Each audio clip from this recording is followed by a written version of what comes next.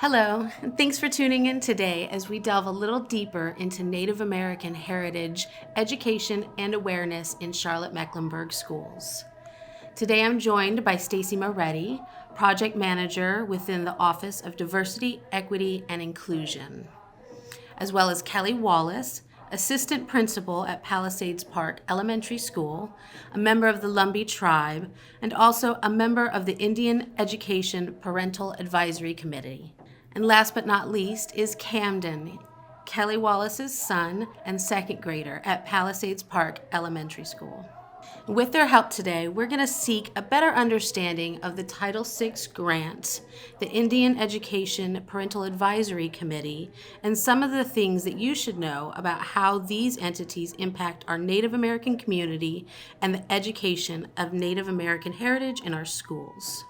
First, Stacey, can you tell us what is the Title VI grant? So yes, the Title VI program is a program that funds American Indian education in school systems throughout the country.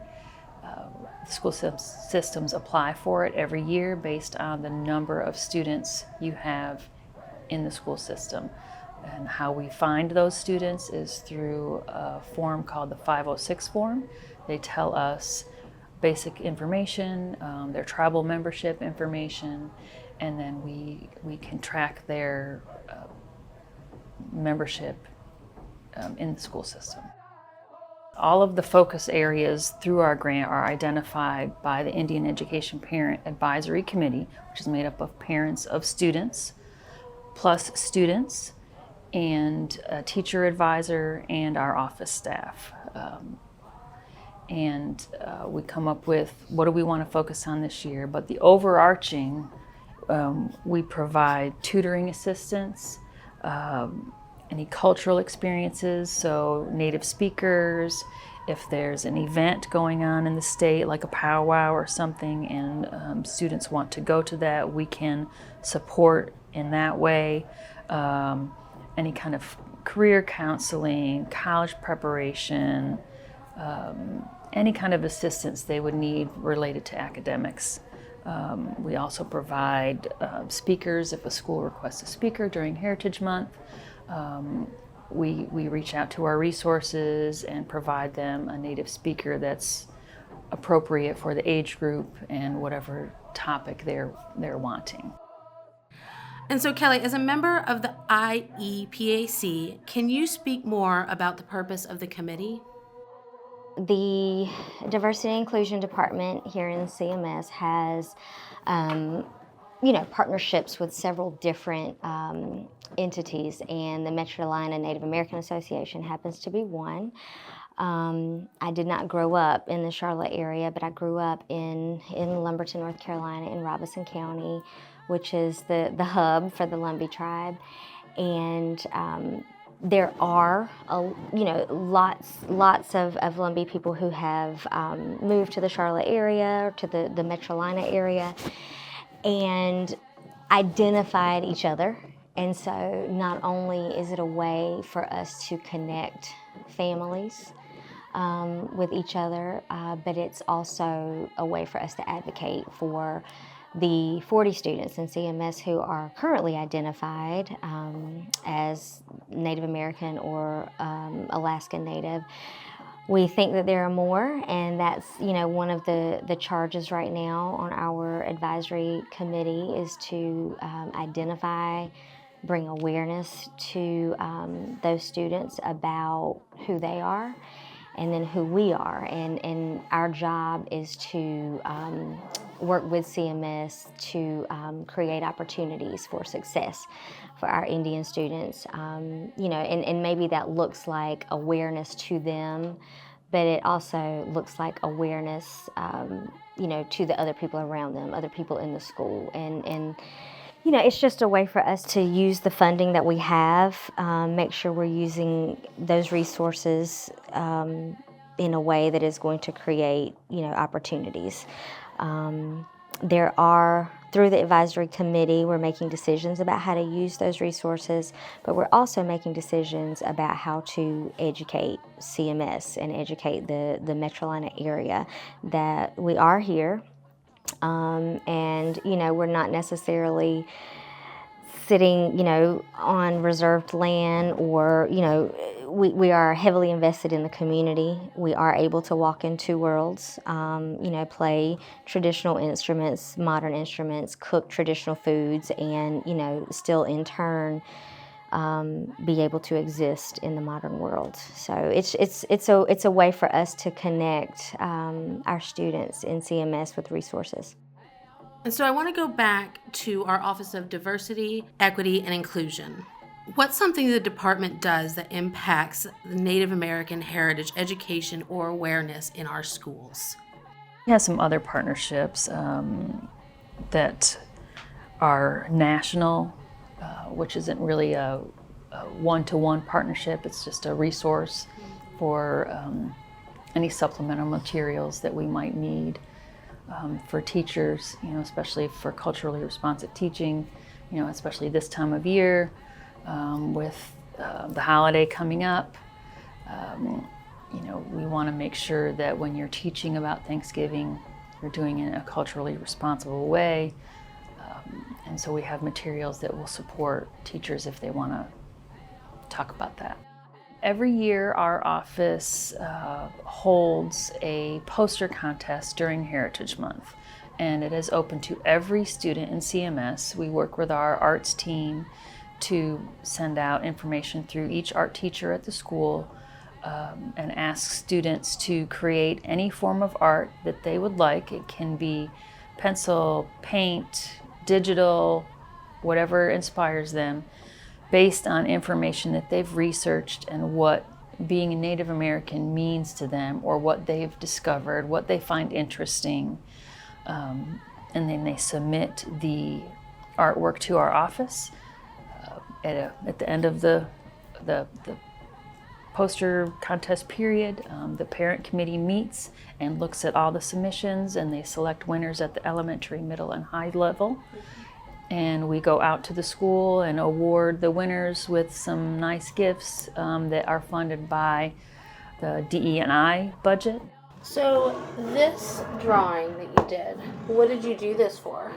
I did it for the 2023 Native American Heritage Month poster, and because there's like this, did it go for the whole TMS? Mm-hmm.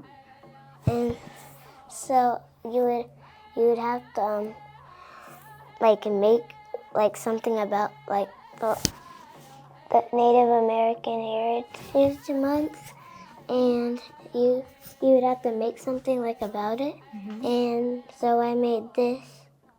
What was the name of your project, do you remember? Good medicine.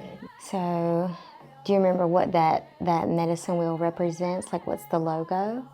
From the Lumbee tribe? From the Lumbee tribe. That's our logo for the Lumbee tribe of North Carolina.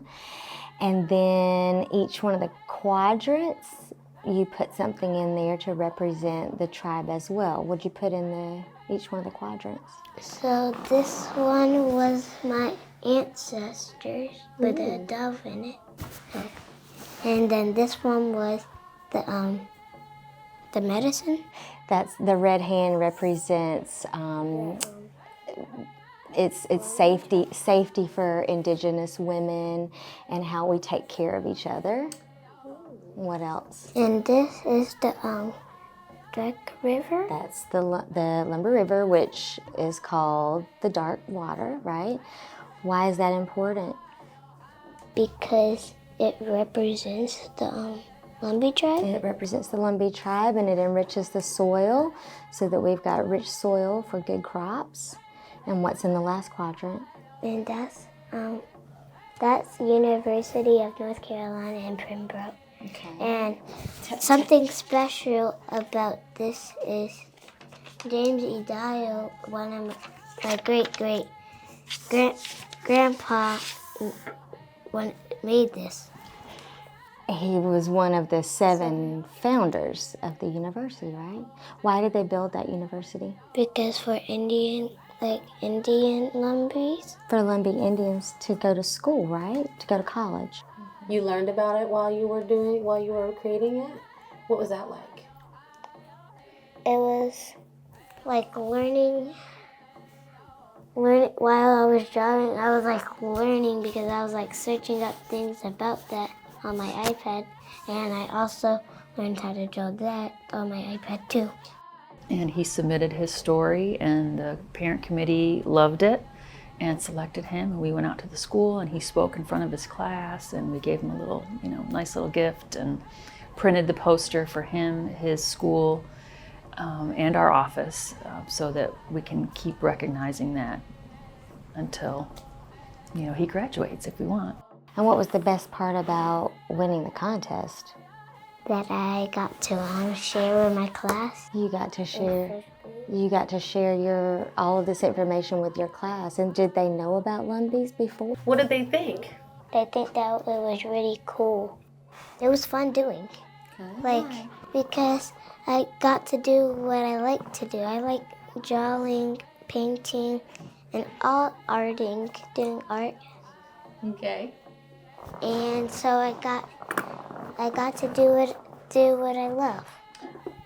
And so now to see him, sharing the stories and sharing the traditions and the culture, and it's just really, really, it's refreshing for me, because honestly, that's the only way to keep the traditions alive. If someone doesn't teach me how to quilt, or do basket weaving, or beading, or cook some of the things that we cook, I wouldn't know how to do it, and I wouldn't know how to pass that tradition, on to my child, and I wouldn't know how to share that tradition with the other children. Sure. I also got a book from they brought me a bag of supplies, like school supplies, and I got a book in it, and it's called "We Are Water Protectors."